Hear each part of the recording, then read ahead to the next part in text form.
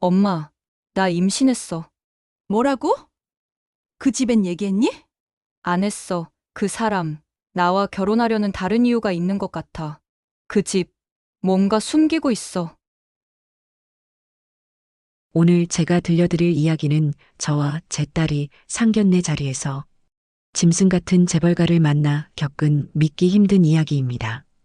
딸은 좋은 학교를 졸업한 아나운서였고 상대는 겉은 번지르르 하지만 속은 텅 빈 졸부 집안의 장남이었죠. 처음엔 조건 좋은 혼사인 줄만 알았어요. 하지만 시간이 지날수록 그들은 사람을 가족으로 본 게 아니라 다른 목적이 있었다는 사실을 알게 됐습니다. 딸은 임신 사실조차 숨겨야 했고 그 이유는 단순하지 않았습니다. 그 집은 처음부터 이 결혼에 진심이 아니었던 겁니다.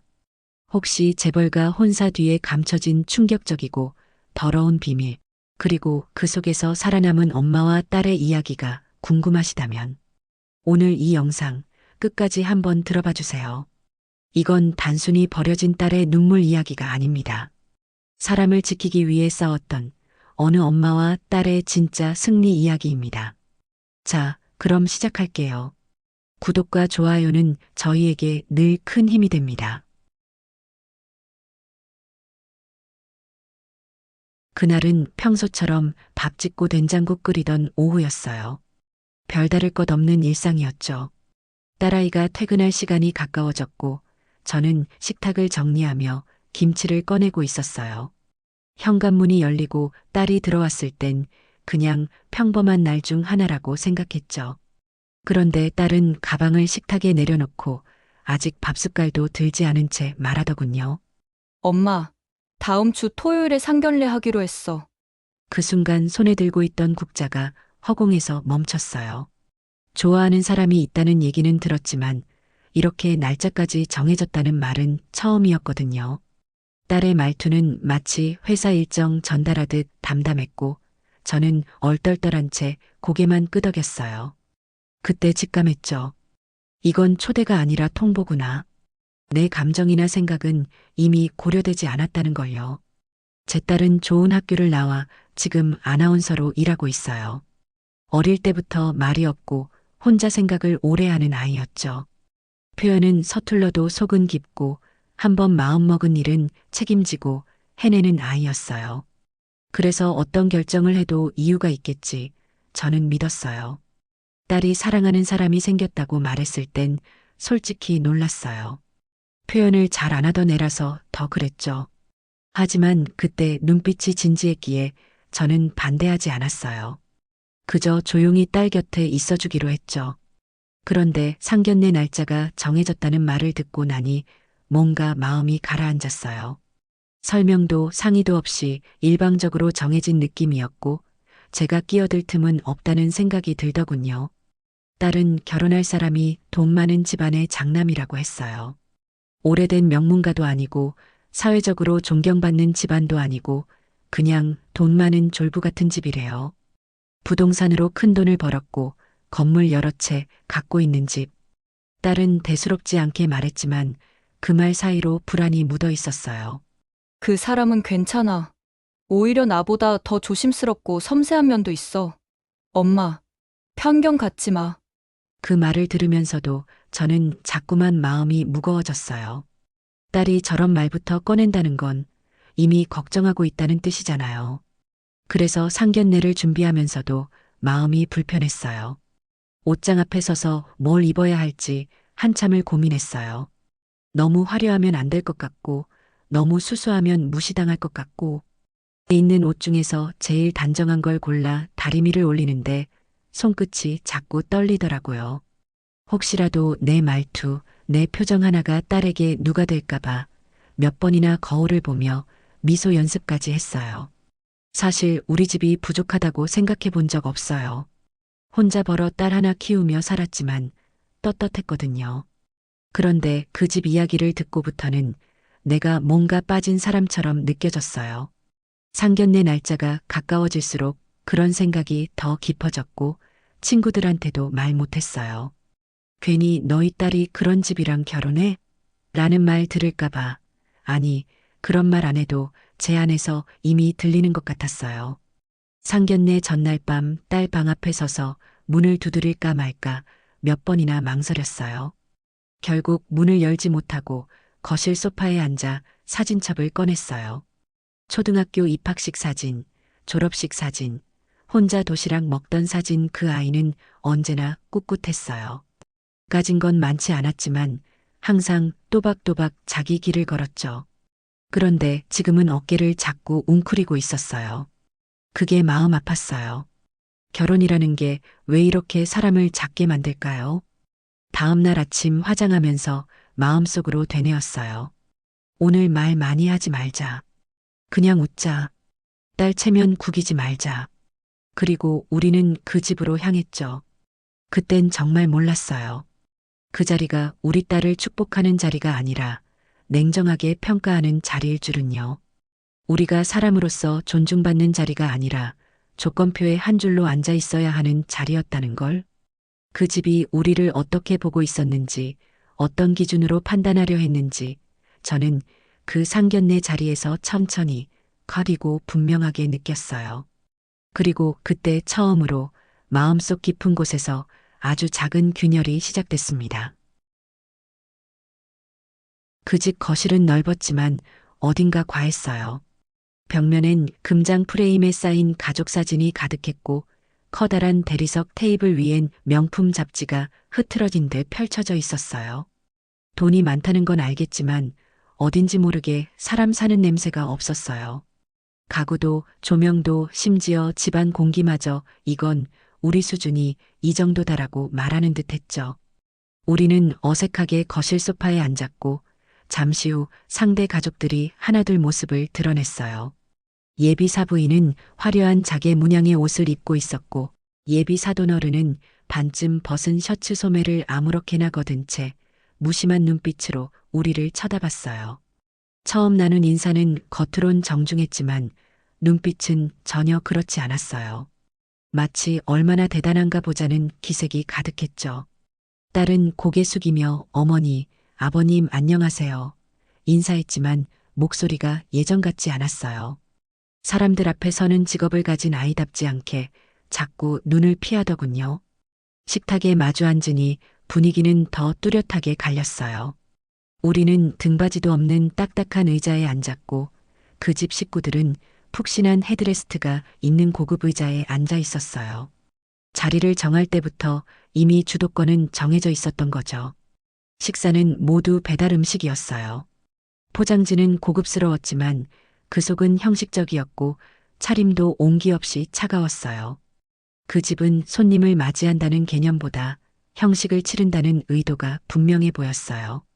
음식보다 더 차가운 건 그들이 건네는 말들이었어요.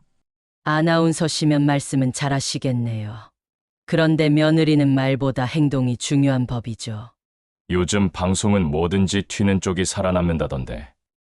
저희 집 분위기와는 좀 다를지도 모르겠네요. 딸은 한 번도 눈을 제대로 들지 못했고 물을 마시려다 컵을 놓치듯 살짝 흘리기도 했어요. 저는 그걸 보며 속이 무너져 내렸어요. 그렇게 차분하고 또렷한 아이가 저렇게까지 흔들리는 걸 처음 봤거든요. 저는 사실 처음엔 방송하는 여자라고 해서 좀 거부감이 있었는데 뭐 얼굴은 괜찮으신 것 같아요.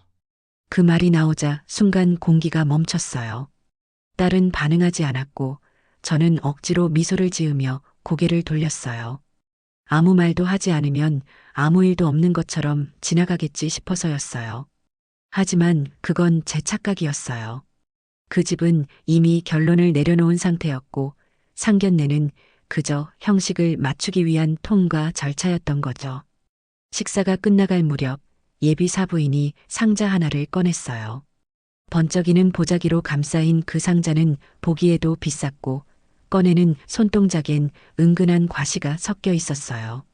저희는 전통을 소중히 여기는 편이에요. 며느리 댁엔 작은 성이라도 드리는 게 예의 아니겠어요? 상자는 식탁 한가운데에 놓였고 아무도 그것을 열지 않았지만 모두가 그것을 보았어요. 딸은 순간 고개를 푹 숙였고 저는 속으로 우리 쪽에선 준비한 게 없는데 하고 식은땀이 났어요.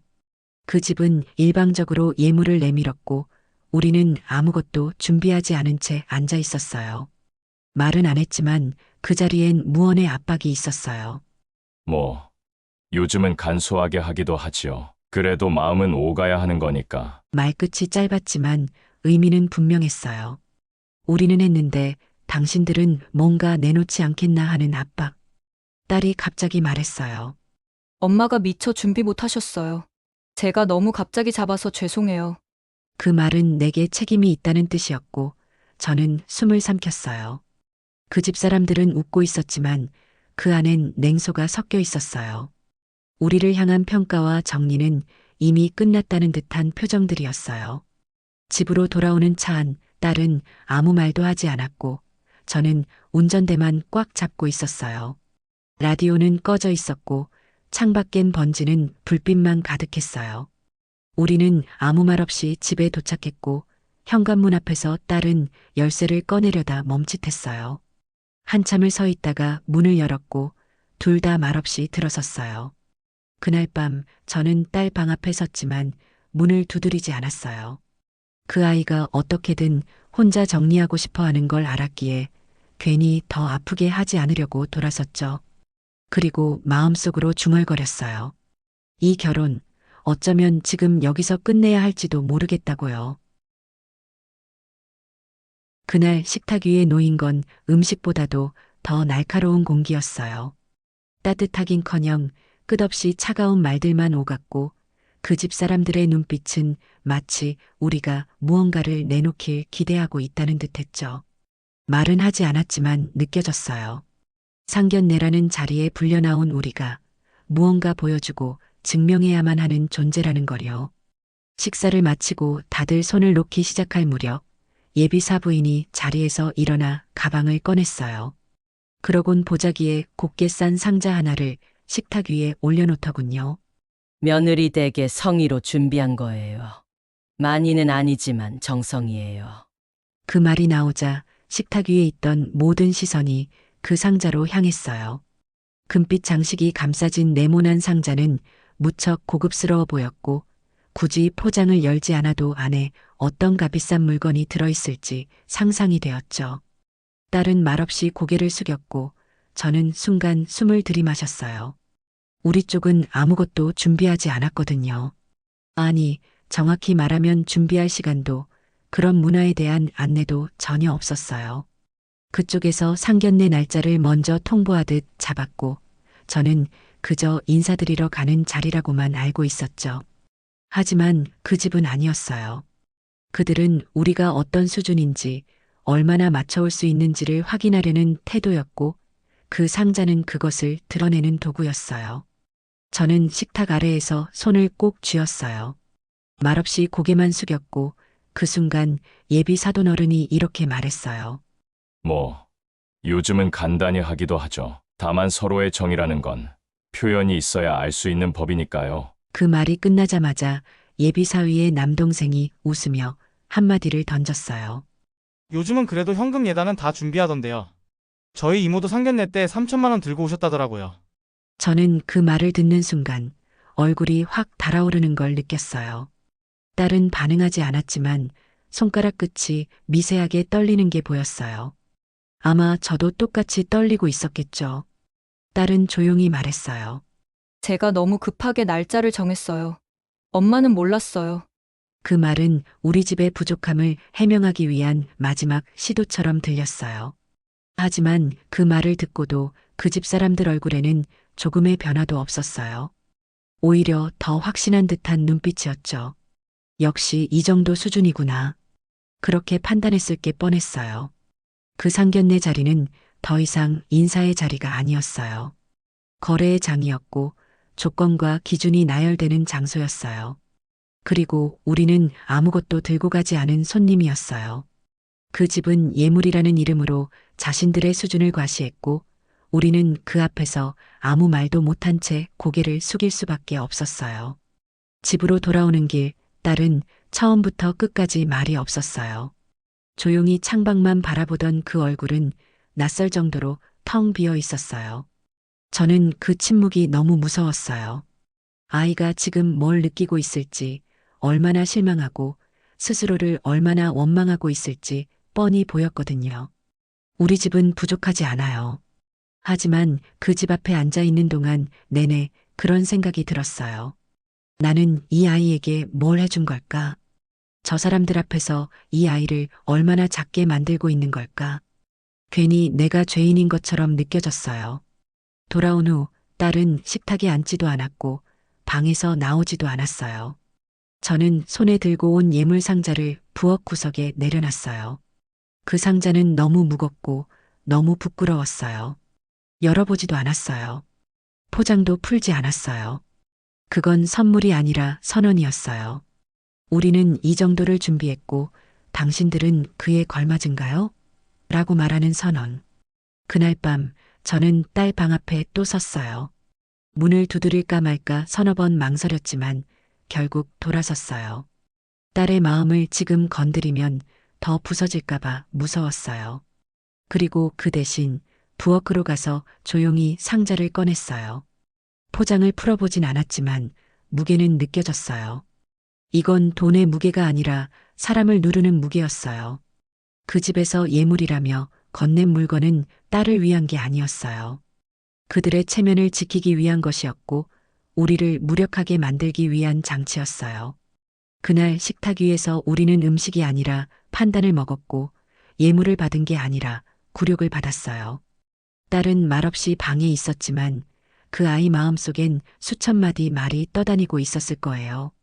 그리고 그 말들 중 가장 오래 남을 한 문장은 아마 이거겠죠. 나는 그 집에 아무것도 들고 가지 않았다. 그리고 그날 이후로 저는 마음속으로 되뇌었어요. 그 아이 손이 비어 있었던 게 아니라고. 그 아이는 자신이 가진 가장 소중한 걸 품고 그 자리에 앉아 있었다고. 그들은 그걸 보지 못했을 뿐이라고요. 상견례가 끝나고 며칠이 지났어요. 겉보기엔 아무 일 없었던 것처럼 조용했지만 우리 둘 사이에는 묵직한 공기가 내려앉아 있었어요. 딸은 말이 없었고 저도 일부러 물어보지 않았어요. 우리가 그날 받은 것이 음식인지 예물인지 아니면 모욕인지 헷갈릴 만큼 혼란스러웠고 마음이 자꾸만 뒤로 젖혀졌어요. 그러던 중 딸이 퇴근하고 들어오던 어느 저녁 식탁에 조용히 앉아서 국을 시키며 말했어요. 오늘 그 집 어머니랑 통화했어. 예의상 인사차 전화를 하신 거겠거니 했는데 그 뒤에 나온 말은 의외였어요. 내가 방송에 너무 자주 노출되면 시댁 이미지에 부담이 될 수도 있대. 처음엔 그게 무슨 말인지 몰랐어요. 방송에 나오는 사람이 며느리라는 게 왜 부담이 된다는 건지 그 집은 처음부터 딸이 아나운서라는 걸 알고 있었고 그게 싫었으면 애초에 만남조차 이어지지 않았을 텐데 말이에요. 딸은 어깨를 움츠리며 덧붙였어요. 방송은 하더라도 시선 집중되는 일은 좀 줄이래. 집안 행사 같은 것도 있으니까 너무 튀는 건 곤란하다고 하시더라. 그 말은 너무 조용하게, 너무 담담하게 전해졌지만 그 속에는 슬픔이 섞여 있었어요. 딸은 지금껏 누구보다 당당하게 살아왔고 자신의 이름과 얼굴로 세상 앞에 섰던 아이였어요. 그런데 이제 와서 자신이 가진 빛을 줄이라고 말하는 사람들 앞에 앉아야 하는 상황이 된 거예요. 저는 아무 말도 할 수 없었어요. 딸은 마치 그 말을 듣는 것만으로도 충분히 스스로를 책망하고 있었거든요. 그런데 그 다음에 나온 말이 정말 저를 숨막히게 만들었어요. 엄마, 그 사람은 내가 뉴스에 나오는 게 괜찮다고 했었잖아. 그런데도 요즘은 좀 부담스럽다고 했대. 기자들한테 찍히면 우리 집만 기사 나는 게 아니라 자기네 집도 엮인다고. 그 순간 저는 알겠더라고요. 이 집은 우리 딸을 며느리로 들이려던 게 아니었어요. 그냥 이미지가 필요했던 거였어요. 좋은 학벌, 사회적으로 인정받는 직업, 깔끔한 말투와 단정한 외모. 그 모든 걸 갖춘 모양이 필요했던 거죠. 그래서 상견례도, 예물도, 대화도 다 하나의 과정일 뿐이었어요.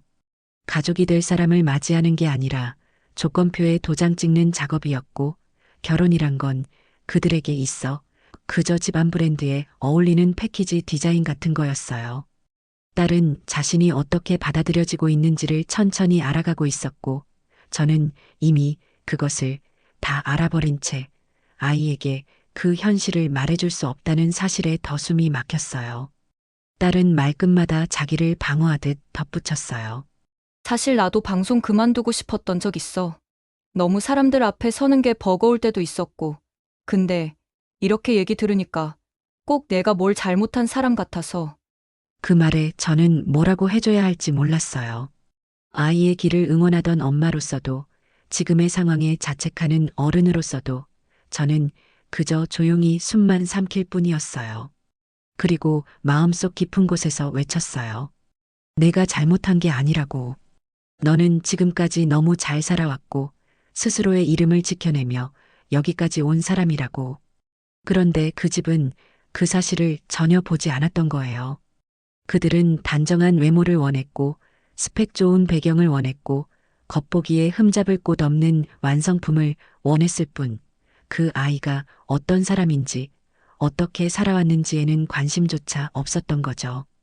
그날 밤 저는 혼자 거실에 앉아 오래도록 불을 끄지 못했어요. 딸 방 안에서 들려오는 작은 숨소리를 들으며 생각했어요. 우리가 그 집에 간 건 사람으로서였는데 그들은 우리를 하나의 물건처럼 보았구나. 그리고 그 물건에 흠집이 생기지 않게끔 유리장에 넣어두고 싶어 했구나. 그 아이는 사랑받아야 할 사람이지 관리당해야 할 이미지가 아니에요. 방송국에서 사람들 앞에서 자기 말로 세상을 전하던 그 아이가 지금은 목소리를 삼키고 있었어요. 그게 저는 견딜 수 없었어요. 그리고 확신했어요. 이 집은 딸을 사랑하는 게 아니구나. 딸이 만들어내는 그림자만 탐내고 있는 거구나. 딸의 이름과 직업, 겉모습은 필요하지만 그 아이의 진심과 삶의 무게는 그들이 짊어질 생각이 전혀 없다는 거요. 그렇게 딸은 하루하루 마음을 눌러가고 있었고 저는 그걸 지켜보며 마음속으로 결심했어요. 이 결혼 만약 끝나더라도 이 아이가 부끄럽지 않게 끝나야 한다고. 그리고 그 집이 진짜 놓치게 되는 게 뭔지를 언젠가는 똑똑히 알게 될 거라고요. 그날은 평소보다 늦잠을 잤어요. 딸은 밤새 속이 안 좋다며 뒤척였고 저는 부엌에서 죽을 끓이고 있었어요. 주방 한편에 앉은 딸은 입맛이 없다고 죽 한 숟갈도 넘기지 못했어요. 평소 같았으면 새벽 뉴스 준비하느라 바쁘게 움직일 시간인데 오늘은 온몸에 기운이 빠진 사람처럼 식탁에 앉아 있었어요. 저는 그 아이 얼굴을 바라보다가 물었어요. 어디 안 좋냐고, 병원은 갔냐고. 딸은 대답하지 않고 고개만 푹 숙였어요. 잠시 침묵이 흐른 뒤 딸이 아주 조용한 목소리로 말했어요. 엄마, 나 병원 다녀왔어. 저는 순간 심장이 덜컥 내려앉았어요. 무슨 병이라도 생긴 건가 싶어 얼른 얼굴을 들여다봤는데 그 아이는 눈을 피하며 중얼거렸어요. 임신이래. 몇 주 됐대. 그 말이 귓속에서 메아리처럼 울렸어요. 무슨 말을 해야 할지 모르겠더라고요. 놀라움도 걱정도 기쁨도 한꺼번에 밀려왔고 그 어느 것도 쉽게 입 밖으로 나오지 않았어요. 딸은 제 반응을 살피며 말했어요. 나도 몰랐어. 생리가 늦어지긴 했는데 요즘 스트레스도 많았고 그래서 그냥 넘겼는데 어제 너무 어지럽고 속이 안 좋아서 병원 갔더니 그렇게 됐어. 저는 딸의 손을 조용히 잡았어요. 그 손끝은 차가웠고 미세하게 떨리고 있었어요. 얼마나 겁이 났을지, 얼마나 복잡했을지, 그 말 꺼내기까지 얼마나 망설였을지를 생각하니 눈물이 났어요. 저는 눈물을 들키지 않으려 애쓰며 말했어요. 괜찮다고, 엄마 여기 있다고, 지금은 우리 둘이 있으니까 천천히 생각하자고. 그런데 그 다음 말이 더 가슴을 무너뜨렸어요. 아직 그 사람한텐 말 안 했어. 그 집 분위기도 그렇고 파혼 얘기도 오가고 있었는데 이 얘기까지 하면 그냥 나 혼자 감당해야 할 것 같아서. 그 말에 저는 속이 다 뒤집히는 것 같았어요. 딸이 임신 소식을 겁으로 받아들이고 있다는 사실, 그걸 함께 이야기할 사람이 없다고 느끼고 있다는 현실이 너무 아프게 다가왔어요. 그 집은 처음부터 그 아이 자체를 받아들일 마음이 없었어요. 그 집이 원한 건 딸이 아니었고 딸이 가진 배경과 겉모습, 직업이었죠. 그런데 이제 그들이 진짜로 싫어할 만한 상황이 생긴 거예요. 결혼 전 임신. 그들에게는 체면을 깎는 일, 통제할 수 없는 변수일 뿐일 거예요. 딸은 말끝을 흐리며 고개를 떨궜어요. 근데 이상하게 얘를 없앨 수가 없더라. 병원에서 임신 확인하고 돌아오는 길에 택시 안에서 자꾸 눈물이 나더라고. 난 아직 엄마도 안 됐는데 벌써부터 미안한 마음이 드는 거야. 나는 한 번도 제대로 사랑받은 적 없는데 얘는 나 닮아서 외롭지 않았으면 좋겠더라고.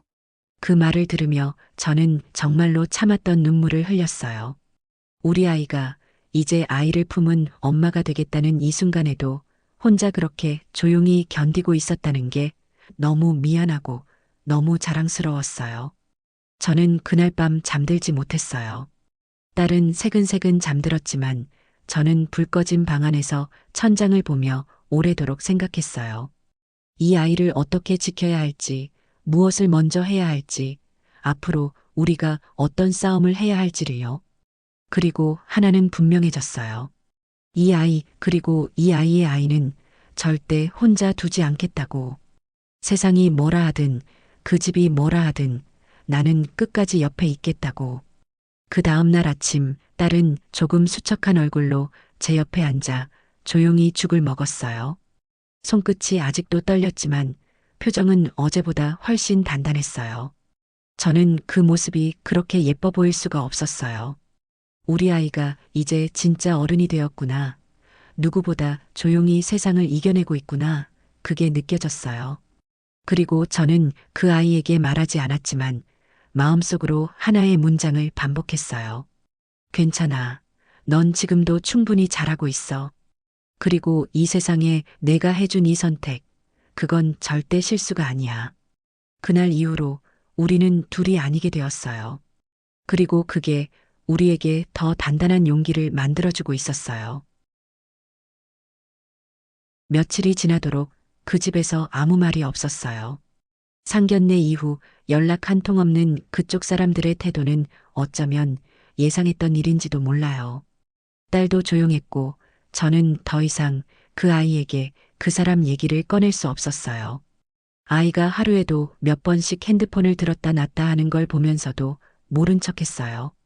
말없이 불안해하는 모습이 오히려 더 많은 걸 말해주고 있었거든요. 그러던 어느 날 딸이 집으로 돌아와 현관에서 신발을 벗지도 않은 채 말했어요. 연락 왔어. 그 말 한마디에 저는 그 사람이 했던 말, 그 집이 보인 태도가 전부 머릿속에 떠올랐어요. 딸은 천천히 말을 이었어요. 그 사람 그냥 서로 정리하자고 했어. 엄마한텐 따로 연락 안 드린대. 정식으로 파혼 통보도 없고 그냥 정중하게 마무리하자고 했대. 그 집 분위기상 이런 일이 기사라도 나면 곤란하니까 조용히 끝내자는 거지. 그 말에 저는 속에서 뭔가 무너져 내리는 소리를 들었어요. 이게 그들의 방식이구나 하고 생각했어요. 사람과 사람 사이에 최소한의 예의도 없이 마치 계약 취소하듯 상황을 정리해버리는 방식. 딸은 말끝을 흐리며 앉았고 저는 그 아이 앞에 조용히 물 한 잔을 내밀었어요. 손을 내밀던 딸의 손끝이 아주 미세하게 떨리고 있었어요. 이 아이가 얼마나 기다렸는지, 얼마나 마음속으로 신락 같은 희망을 붙들고 있었는지 그 손끝이 말해주고 있었어요. 저는 아무 말도 하지 않았어요. 대신 속으로 계속 다짐했어요. 이 아이가 다시는 이런 식으로 상처받지 않도록 하겠다고. 사실 그 사람한텐 기대했었어. 부모님이야 원래 기대 안 했는데 그 사람만큼은 내 편일 줄 알았거든. 딸의 말에 가슴이 저렸어요. 그 아이는 사랑을 믿었고 관계란 게 대화로 풀릴 수 있다고 생각했을 거예요. 그런데 돌아온 건 일방적인 통보, 형식적인 마무리, 그리고 아무도 책임지지 않는 침묵뿐이었어요. 딸은 고개를 들고 말했어요. 엄마, 나 너무 바보 같지? 왜 이렇게 믿었을까? 나는 그냥 사람을 믿었는데 그 집은 나를 사람으로 본 게 아니었나 봐. 그냥 조건으로, 배경으로, 이미지로만 본 거였어. 그 말이 그렇게 아프게 들릴 수가 없었어요. 저는 아이에게 말했어요. 아니라고, 바보 같은 게 아니라고, 그건 내 잘못이 아니라 그 사람들의 그릇이 작아서 그런 거라고. 하지만 그 말이 얼마나 위로가 됐을진 모르겠어요.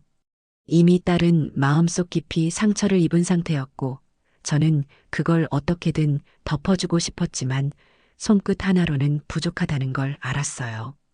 그날 밤 딸은 방에서 오래도록 불을 끄지 않았어요. 문틈으로 비치는 희미한 불빛을 보며 저는 거실 소파에 앉아 생각했어요. 파혼이란 단어가 이렇게 조용하고 이렇게 잔인할 수 있다는 걸 그날 처음 알았어요. 우리는 아무것도 돌려받지 못했어요. 마음도 시간도 체면도.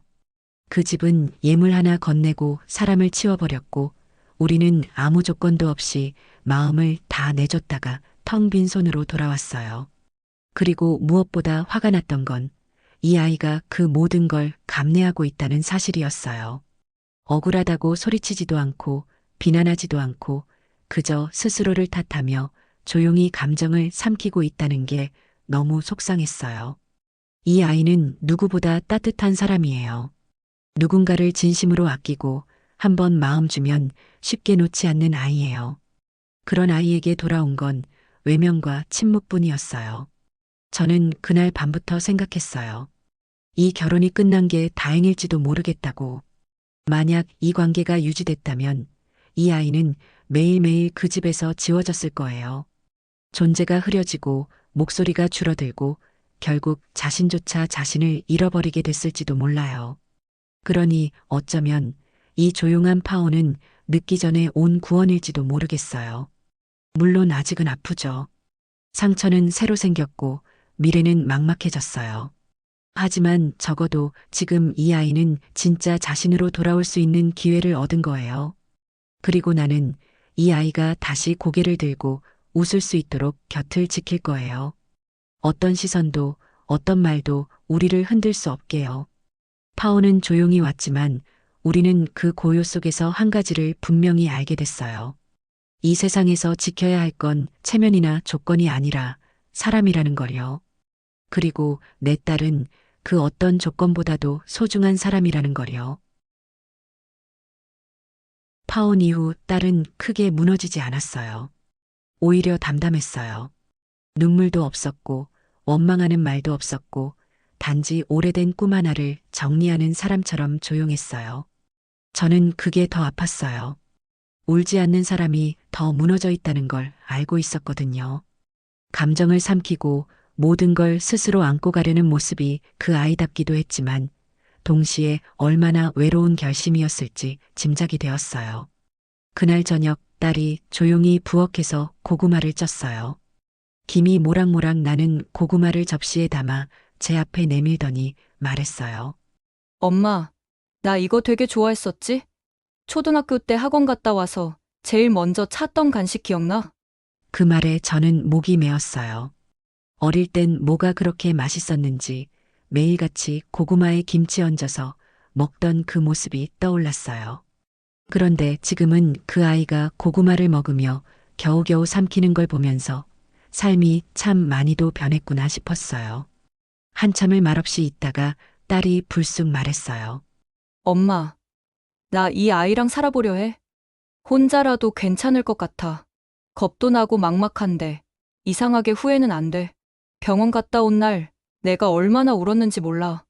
무섭고 나 같은 사람한테 아기가 생겼다는 게 믿기지도 않았고.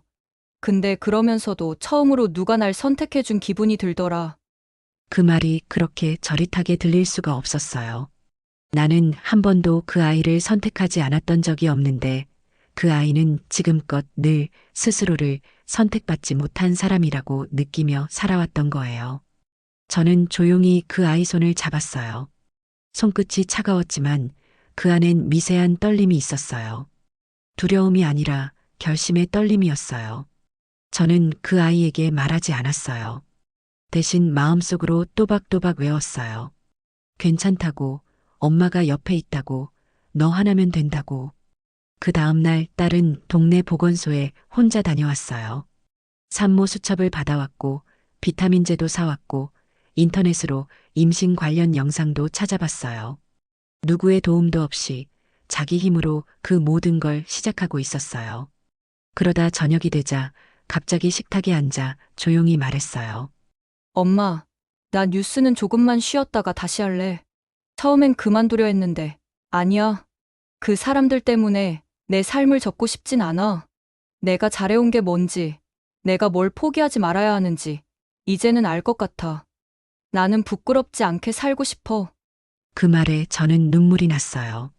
조용히 말없이 흐르는 눈물이었어요. 딸은 내가 울고 있다는 걸 알면서도 모른 척했어요. 대신 웃으며 고구마 한 조각을 다시 제 접시에 올려놨어요. 그렇게 우리는 아무 말 없이 고구마를 먹었어요.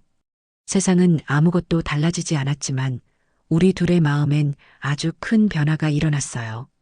이제는 무너지지 않을 거라는 확신, 이제는 서로의 힘만으로도 살아갈 수 있다는 믿음, 그리고 무엇보다 이 아이 하나면, 정말로 이 아이 하나만 있으면 나는 괜찮다는 평온한 마음이 생겼어요. 과거엔 잘해주지 못했던 순간들이 떠올랐어요. 바쁘다는 이유로, 피곤하다는 이유로 애써주는 그 아이 손을 뿌리친 적도 있었고, 다정하게 안아주지 못한 날들도 많았어요. 그런데 그 아이는 그런 날들조차 기억하지 않고 여전히 엄마인 저를 믿고 기대주고 있었어요. 그래서 저는 늦었지만 지금부터라도 바르게 살아보자고 결심했어요. 그 어떤 돈보다도, 그 어떤 조건보다도 소중한 이 아이를 위해서, 그리고 이 아이의 아이를 위해서 나는 다시 하루하루를 정성껏 살아보자고 생각했어요. 그날 밤 딸이 제 무릎에 머리를 기대고 말했어요. 엄마, 나 진짜 괜찮아질 수 있겠지? 저는 조용히 그 아이 머리카락을 쓰다듬으며 대답했어요. 응, 너 하나면 엄마는 다 괜찮아. 세상이 뭐래도 엄마는 너 편이야.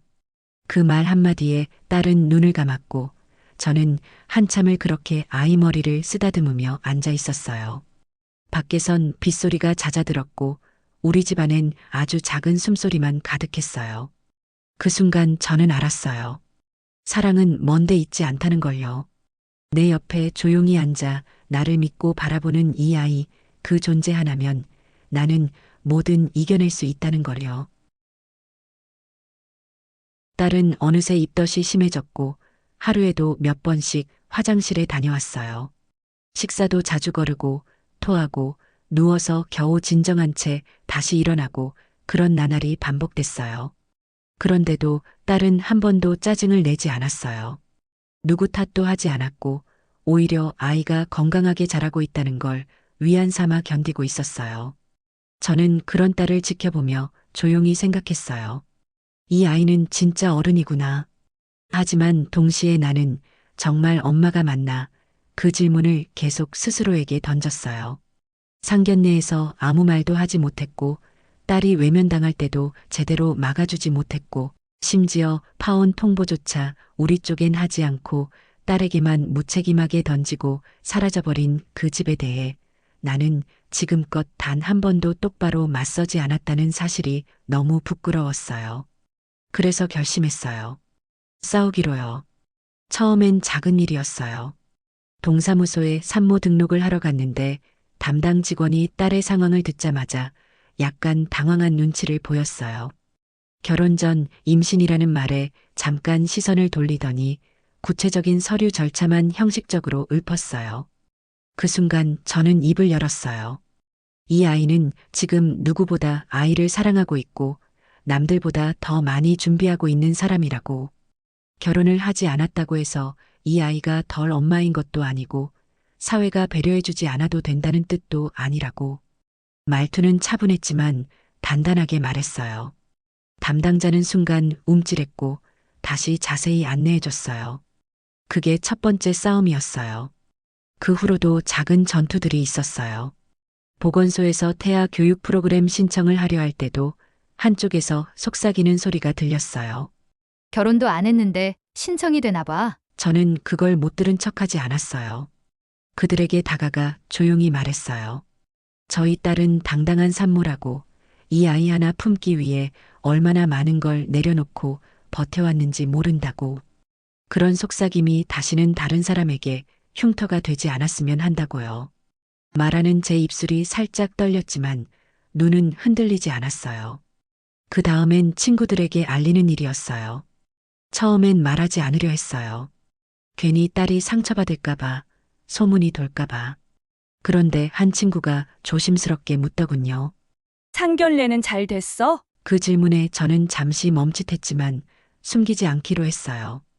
파혼됐다고, 아이가 생겼다고, 그런데 우리는 괜찮다고, 오히려 지금 더 단단해지고 있다고 솔직하게 말했어요. 친구는 제 말을 다 듣고 말했어요. 너 진짜 멋지다. 내가 널 그렇게 오래 봤는데 이렇게 강한 사람인 줄 몰랐어. 그 말이 그렇게 따뜻하게 들릴 줄 몰랐어요. 저는 그날 처음으로 내가 뭔가 제대로 하고 있구나 싶었어요. 딸도 조금씩 달라졌어요. 처음엔 누워있는 시간이 많았지만 다시 노트북을 열고 방송 원고를 준비했어요. 아나운서로 복귀하겠다는 마음은 아직 갈피가 잡히지 않았지만 자기 목소리를 잃지 않으려는 노력은 분명했어요. 저는 그런 딸의 옆에서 살림을 챙기며 생각했어요. 우리 둘은 지금 전쟁터에 나와 있는 거라고. 눈에 보이는 적은 없지만 수많은 편견과 오해와 침묵과 싸우고 있다고요. 하지만 이제는 피하지 않을 거예요. 그 어떤 시선도 두렵지 않아요. 딸 하나 그리고 곧 태어날 손주 하나, 그 두 존재만으로 나는 충분해요. 이제는 누가 뭐라 해도 고개 숙이지 않을 거예요. 전처럼 웃으며 넘기지도 않을 거예요. 무시당하면 반박하고, 모욕당하면 되묻고, 침묵 대신 목소리를 낼 거예요. 왜냐고요? 이 아이가 그렇게 살아왔으니까요. 내 딸이 그렇게 살아왔고, 나도 이제야 그 아이에게 어울리는 엄마가 되기 위해 배우는 중이에요. 우리는 더 이상 숨지 않을 거예요. 가려지지 않을 거예요. 이 아이를 지키는 일, 그리고 이 아이의 아이를 사랑하는 일, 그게 내가 앞으로 살아가야 할 이유예요. 싸우기로 했어요. 조용히, 단단하게, 흔들리지 않게. 그리고 그 싸움은 이미 시작됐어요. 파혼 이후 우리는 그 집에 아무 말도 하지 않았어요. 딸도 나도 상처는 안고 있지만 조용히 마무리하려고 했어요. 받은 예물은 차곡차곡 정리해 박스에 담아둔 채 시간이 조금 지나면 반송하려고 했고, 딸은 몸도 마음도 안정을 찾는 중이었어요. 그런데 그 집이 먼저 움직였어요. 갑작스럽게, 너무도 노골적으로. 그날 아침 우편함에 들어있던 등기 우편 하나를 보고 저는 처음엔 뭔가 잘못 온 줄 알았어요. 누가 우리에게 내용 증명을 보낼 일이 있나 싶었죠. 그런데 발신인을 보는 순간 손이 떨렸어요. 바로 그 집, 상견례를 했던 그 집 이름이 적혀 있었어요. 혼인 파기 관련 손해 회복 요청서라는 제목 아래 자세하게 적힌 문장들이 줄줄이 이어졌고, 딸이 상견례 당일 받은 예물 목록이 항목별로 정리돼 있었어요. 금목걸이, 진주 귀걸이, 24K 반지 세트, 시계, 액세서리, 심지어 브랜드명, 구입일자, 보관 상태까지 기재돼 있었고, 각 항목마다 현재 시세 기준 감가 적용 후 금액까지 적혀 있었어요. 문서 말미엔 이렇게 쓰여 있었어요. 귀측의 일방적인 태도로 인해 혼인이 파기된 바 상응하는 재산적 손실을 회복받고자 합니다. 기한 내 반환이 이루어지지 않을 경우 민사적 절차를 검토할 예정입니다. 숨이 턱 막혔어요. 우리가 언제 그 결혼을 파기했나요? 그들이 먼저 정리하자고 했고, 그쪽에서 연락을 끊었고, 그 사람은 파혼 통보를 문자로 했어요. 우리는 받은 예물을 조용히 정리해서 돌려보낼 생각을 하고 있었어요. 그런데 그들은 그것을 기다리지도 않고 오히려 먼저 우리를 협박하듯 이런 문서를 보내왔어요. 딸은 그 문서를 꺼내 읽더니 피식 웃었어요. 엄마, 나 물건이었나 봐.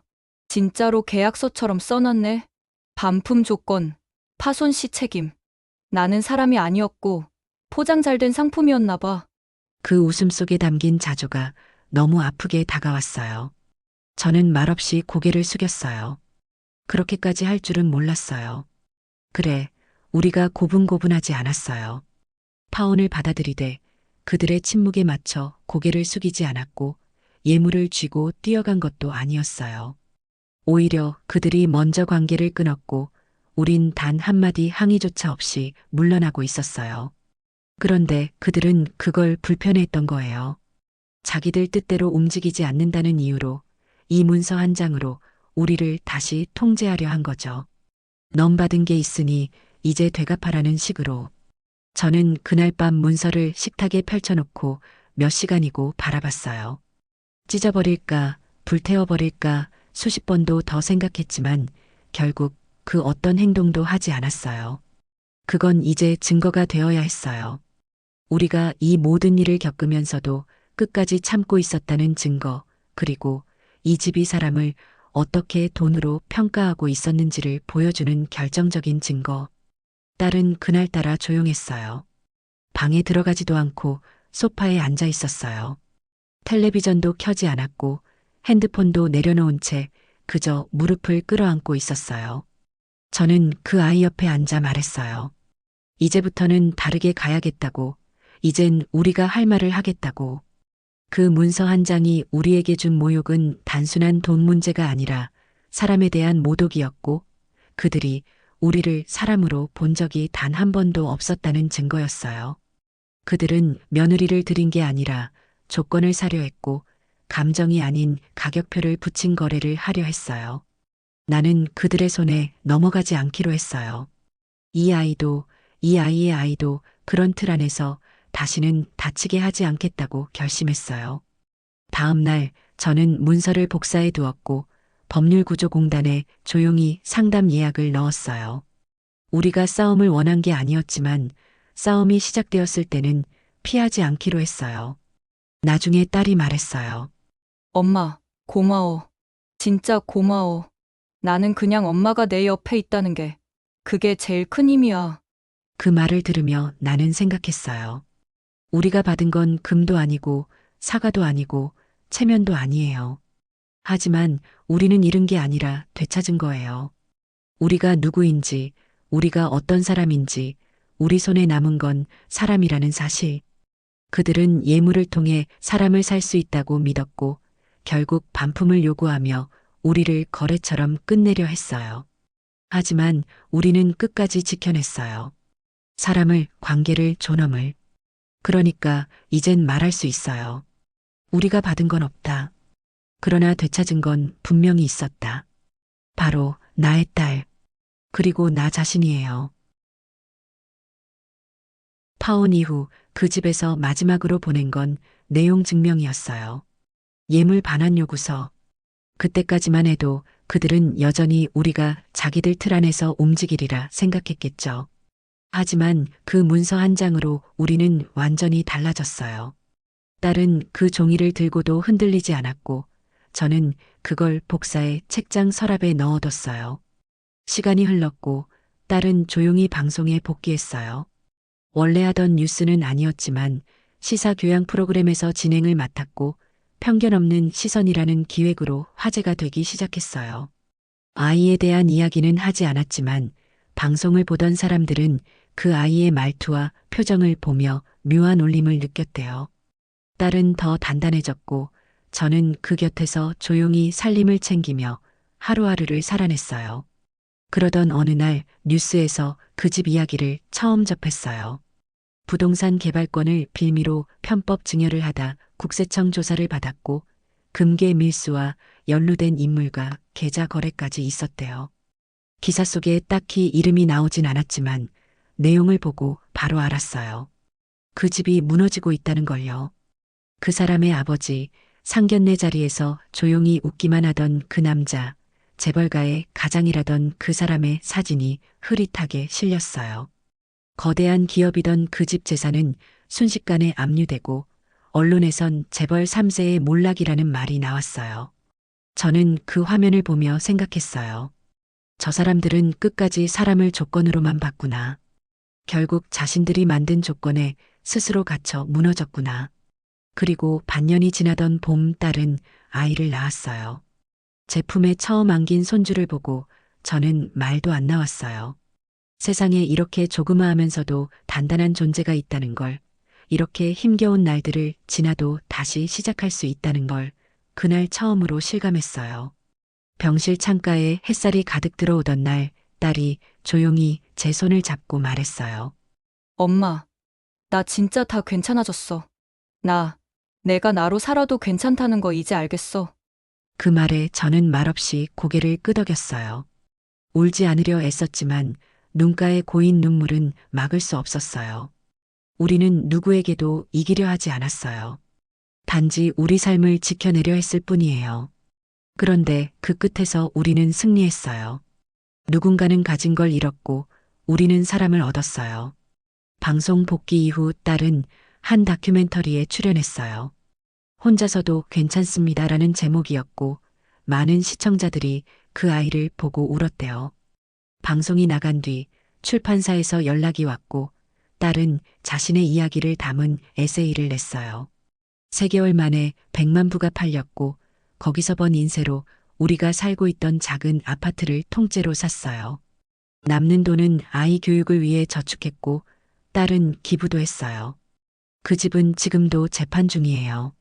뉴스엔 가끔 등장하지만 사람들 기억에선 이미 멀어졌어요. 반면 우리 딸은 잊히지 않았어요. 그 사람들과 달리 딸은 조건이 아닌 존재로 살아남았으니까요. 얼마 전 아이가 첫 돌을 맞았어요. 저는 조용히 케이크를 준비했고 딸은 초를 하나 켜며 말했어요. 엄마, 이 아이 하나로 난 진짜로 어른이 된 것 같아. 나 이제 어떤 조건에도 휘둘리지 않을 거야. 나는 내가 누구인지, 이 아이가 얼마나 소중한지 알아. 그리고 엄마가 있어서 여기까지 올 수 있었어. 그 말을 들으며 저는 생각했어요. 우리가 끝까지 지켜낸 건 딸이었고 딸이 지켜낸 건 사람의 품격이었어요. 세상이 말하는 성공이란 게 결국엔 얼마나 허무한지도 알았고요. 나는 아무것도 가진 게 없었지만 결국 딸 하나, 손주 하나 품에 안고 이렇게 살아남았어요. 그 집은 사람을 산 줄 알았고 예물을 통해 관계를 조율할 수 있다고 믿었겠죠. 하지만 우리는 사람을 팔지 않았고 사랑은 흥정의 대상이 아니었어요. 그들은 돈을 잃고 체면을 잃었지만 우리는 끝까지 사람을 안고 살아남았어요. 앞으로도 세상은 쉽지 않겠죠. 하지만 이제 우린 두렵지 않아요. 돈이 없어서가 아니라 조건이 없어서가 아니라 우리가 진짜 소중한 걸 지켰기 때문이에요. 그러니 이제 말할 수 있어요. 그들은 무너졌고 우리는 살아남았다고요. 지금까지 긴 이야기 들어주셔서 정말 감사합니다. 상견례 자리에서 시작된 이 모든 일들이 한순간엔 참 부끄럽고 속상하고 억울했지만 지금 돌아보면 저는 딸을 지켰고 품격을 잃지 않았고 무너진 건 그들이었지 우리가 아니었어요.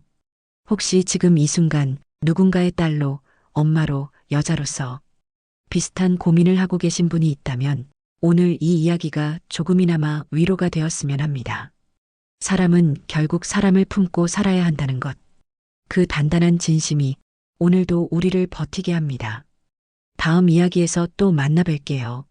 늘 따뜻한 마음으로 들어주셔서 감사합니다. 좋아요와 구독 잊지 마시고요. 당신의 이야기도 언젠가 저희가 전할 수 있기를 바랍니다. 감사합니다.